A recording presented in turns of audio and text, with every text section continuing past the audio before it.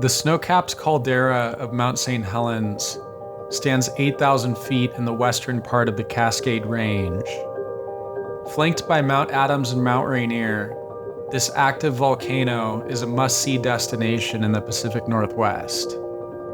The meadows, waterfalls, and old-growth pines of the Gifford-Pinchot National Forest surround this mountain.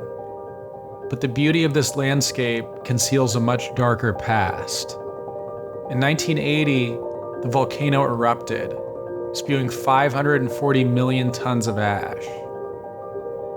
The eruption column rose 80,000 feet into the air and deposited ash into 11 US states. When the dust finally settled, 57 people had lost their lives, and 230 square miles of forest were leveled. The Mt St Helens disaster is a sobering reminder of the power of Mother Nature, and the event raised awareness of volcanic hazards in the Pacific Northwest. 44 years later, I'm here to ride the St. Helens Epic, a bikepacking loop that climbs 12,000 feet in just over 80 miles. There's not much in this landscape hinting at the devastation that once occurred here. Like the Chernobyl exclusion zone, flora and fauna have reclaimed this tortured landscape. The route begins at Swift Reservoir, and after climbing for a few miles, you'll reach Ape Canyon and ascend alongside an ancient glacier until you finally break tree line into one of the most spectacular views the Pacific Northwest has to offer.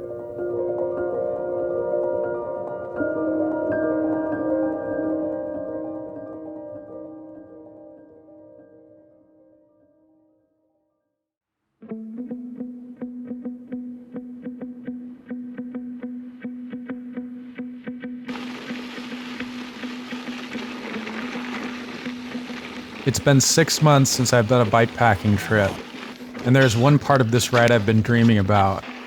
It places you on a narrow, isolated ridgeline and features panoramic views of Mount Adams and St. Helens, the Windy Ridge Trail.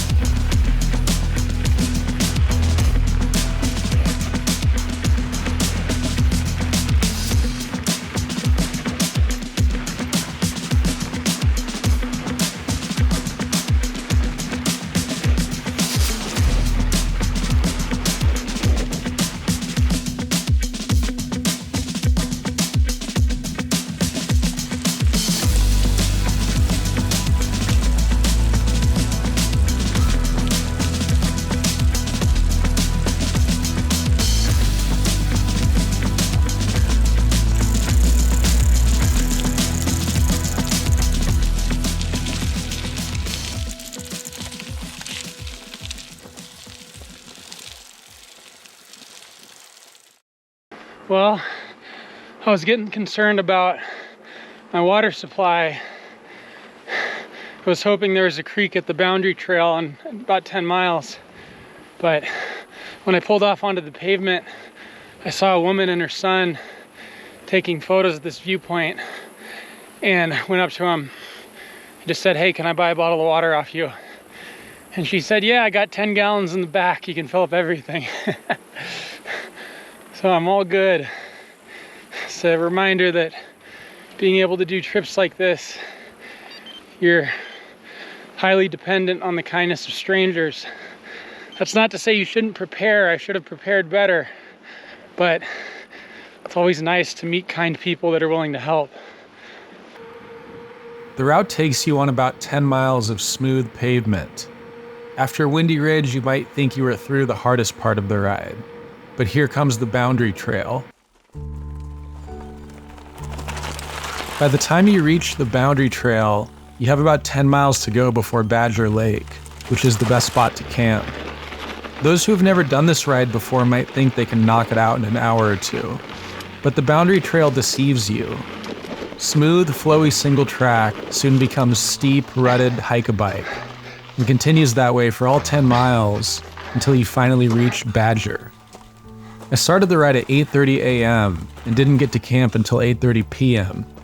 12 hours on the bike to only go 45 miles. That's the St. Helens Epic in a nutshell.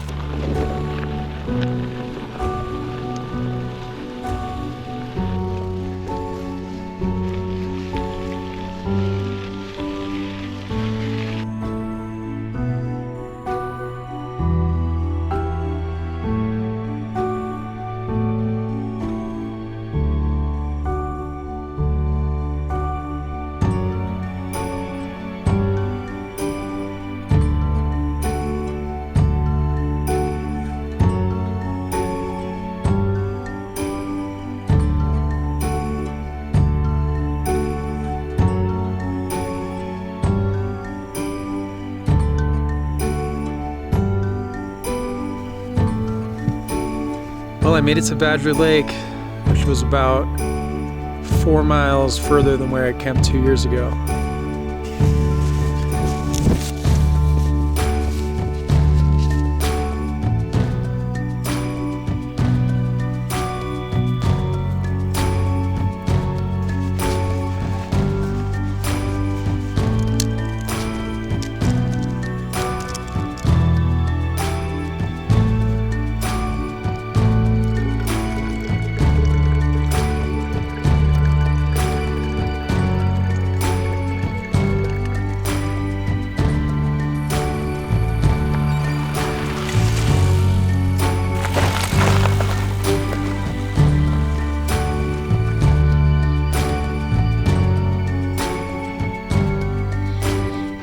After a few more miles of pushing, the boundary trail will lead you to Craggy Peak, a jagged outcropping of granite rock where the trail will become steep and narrow.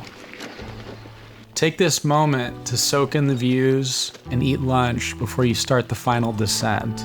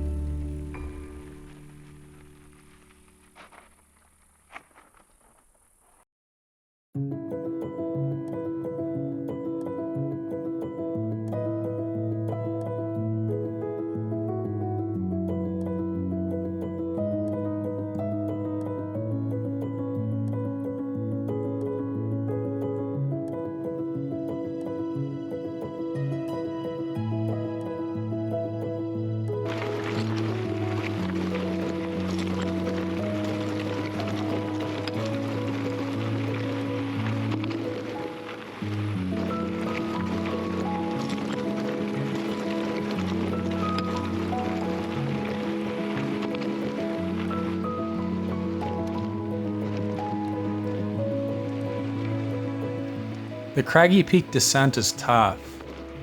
The trail is often used by dirt bikes, and they create a deep rut, which will cause your pedals to strike the dirt. Tree roots also create drops in the trail, where you have to be careful or you risk going over the handlebars, which happened to me both times I did this ride. I think the descent is almost as difficult as the hike a bike to get here.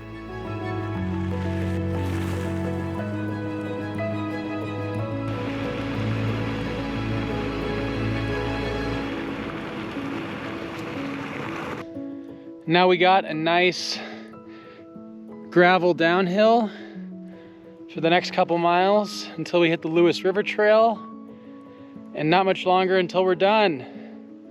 Excited to get some beers and maybe jump in the water.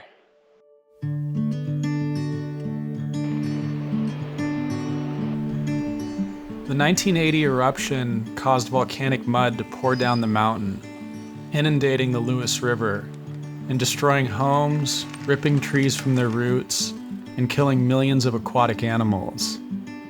These days, the river looks much more idyllic. It's a spot to swim, fish, and spend time with family.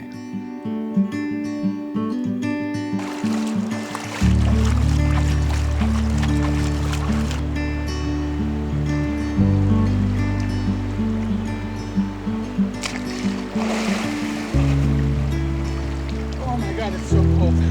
That is so goddamn cold.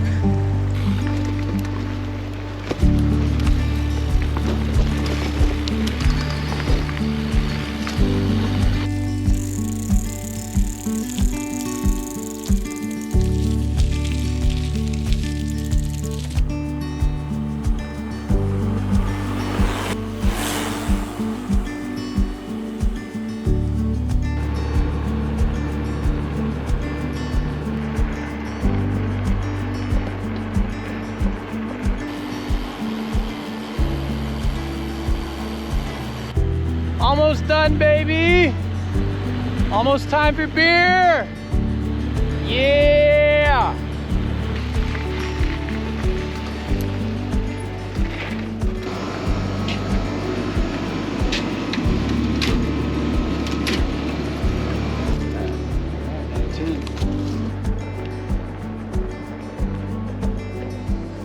I don't know why beer tastes so much better after I've been out in the sun working my ass off all day. I don't even like beer that much, but there's something about these circumstances that makes it hit just right.